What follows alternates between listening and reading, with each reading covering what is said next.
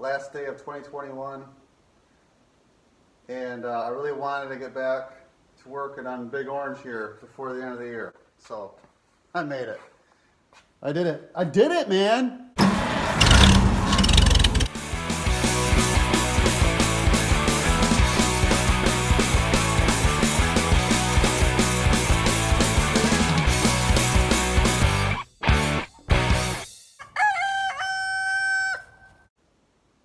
What did I do? Well, I haven't done anything yet. So I am fixing to get this injection pump that's over there, and I'll show you in a second. I'm gonna get that injection pump, and I'm gonna put it in there. Are you worried, Dixie? Yep, it's okay. Here we are. I'm borrowing the engine over. And I gotta line up the, on these Cummins, there's a little push pin on the back side over here. I can't get my camera in there. Anyways, trust me, it's back there. Anyways, you push the pin in at the right spot, top dead center for cylinder number 1. The push pin goes into the cam gear. That's how you know you're at top dead center.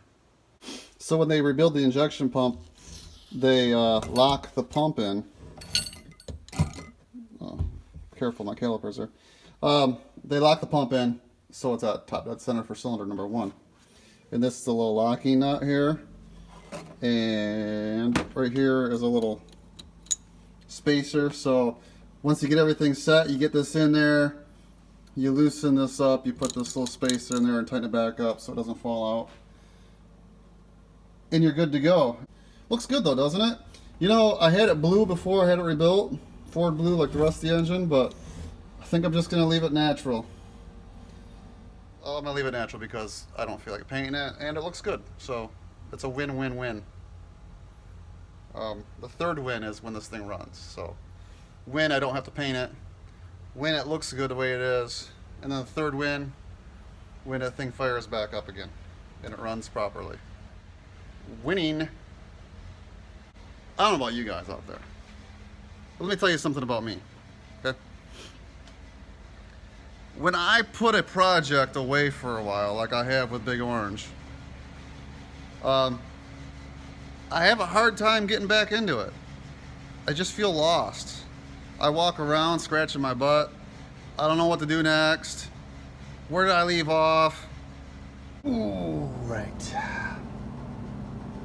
So now I'm trying to bar the engine over by cranking the alternator nut, cranking the alternator nut, and simultaneously pushing on the pin until it finds the hole in the cam gear. Now I'm rounding the 6 o'clock position just like it says. It should start finding the hole here in a second. I'm standing on a bucket. And the bucket's sliding away from my feet right now. Not finding it. I think I missed it. I'm gonna have to go all the way around now. I don't know why I missed it. This is the second time. I didn't even show you the first time. Alright. I'm gonna do it again. I should say I'm gonna try it again. I thought I'd give you a different view of my frustration. This is probably a better view. Let's do it.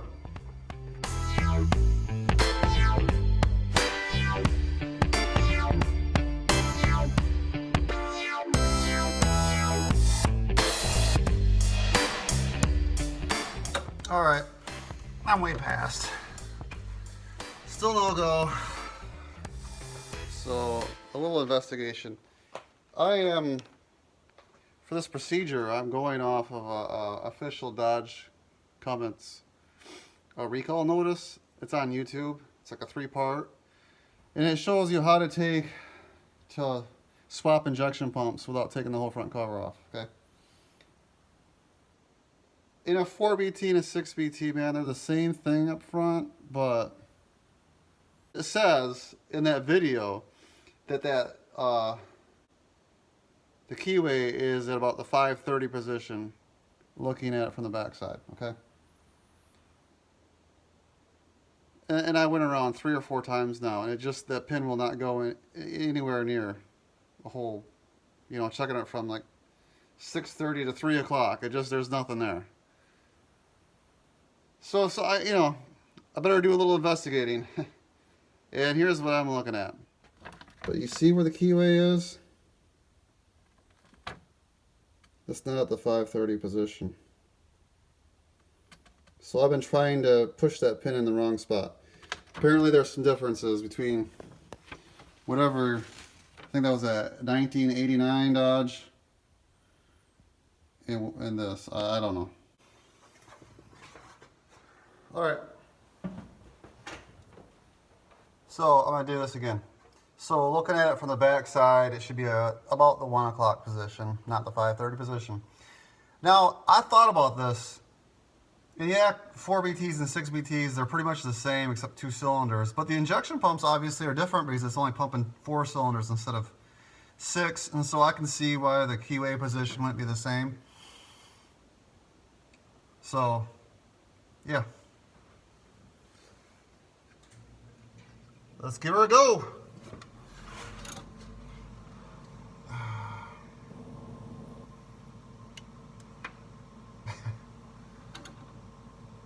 There it is.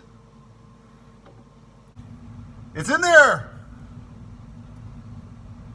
That's probably the hardest part of this, hopefully. So I got the injection pump in, mostly, right? It's in there physically.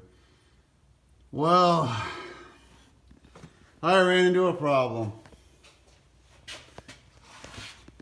See, there's a nut lock washer that's supposed to go right there. It's a 14 millimeter fine thread. I can't find it anywhere. I looked probably for 45 minutes looking for this nut.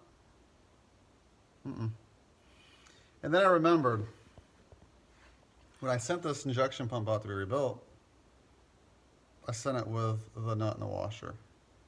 And when I got it back, no nut, no washer. And as I mentioned earlier in this video, it's New Year's Eve. So I go, I have a local Napa just down the road from me, like literally, okay? A mile away, not even. And, well, it was after lunchtime and they all went home early. Good for them, right? So I went over to AutoZone. They're still open. But, they're not likely to have something like that, and they didn't. And tomorrow's New Year's Day, so there's no... All I have to say is the injection pump will not be fully installed this weekend. But I got other things I can do. I just need to regroup now and move on. It's time to fix the injector that I messed up. So I ordered a rebuildable injector, the same numbers, the same bar pressure as the one I messed up. So I took it apart. Here's the tip out of the used one I bought. I can't even get the pin out.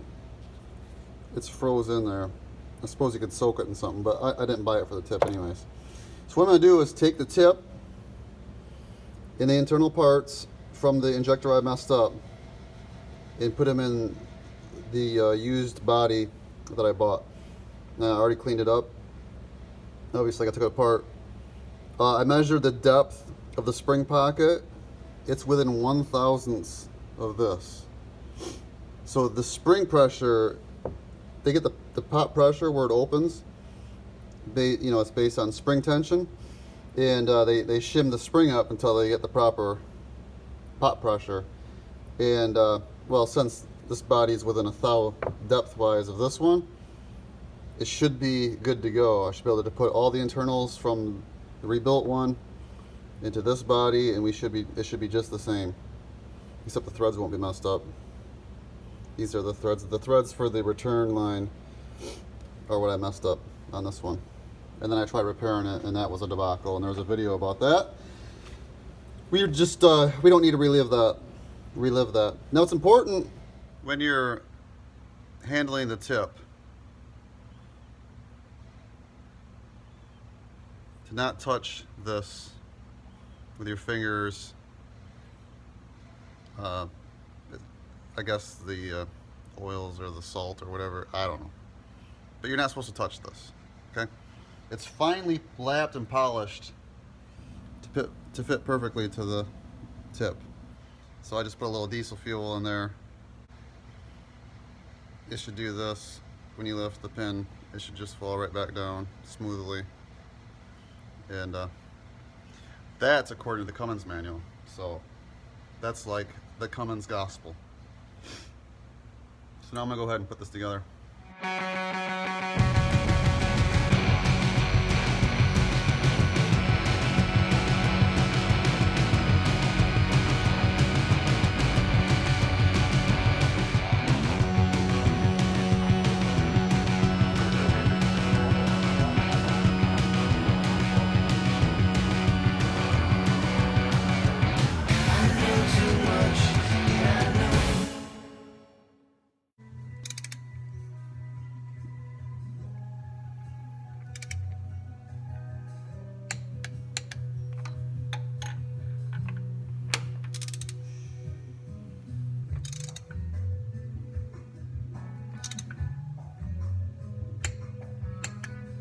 Check this one. Okay. All right, injectors are in, all torqued down. I think I'll put the return line on next, and then I guess I'll put the main lines on, kind of. I can't really do it all the way because the injection pump isn't done. So I did get the fuel injection lines on. I got the return line. I was able to do that. All the heater core hoses, I had it temporarily bypassed earlier. So I routed all the lines and under the dash, it's all set there. Wrapped up a little bit of wiring that was left under the hood here. So next, is finish getting the injection pump done. If only I had a 14mm fine threaded nut.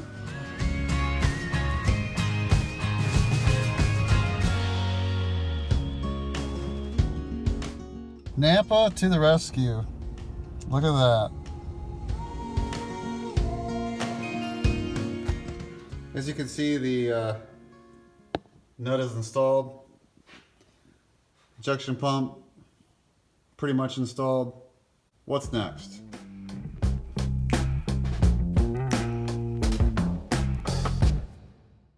What I want to do next is so I did a lot of electrical work on this thing, under the dash, the whole 9 yards. So I'm gonna probably make sure the electrical system is okay. So I'm gonna connect it all, and I have all the fuses out, and I'll put a fuse in one at a time, and a couple other things like that, just to make sure the electrical system isn't gonna roast this thing, and then I can start it. It'll probably be, maybe this weekend I'll do that. I don't know. We're getting a lot of snow all of a sudden, and I really don't want to start it in the shop here. But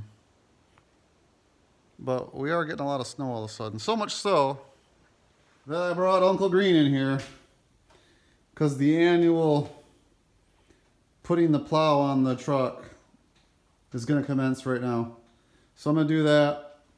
I'm going to need a plow for sure tomorrow because we're getting hammered right now.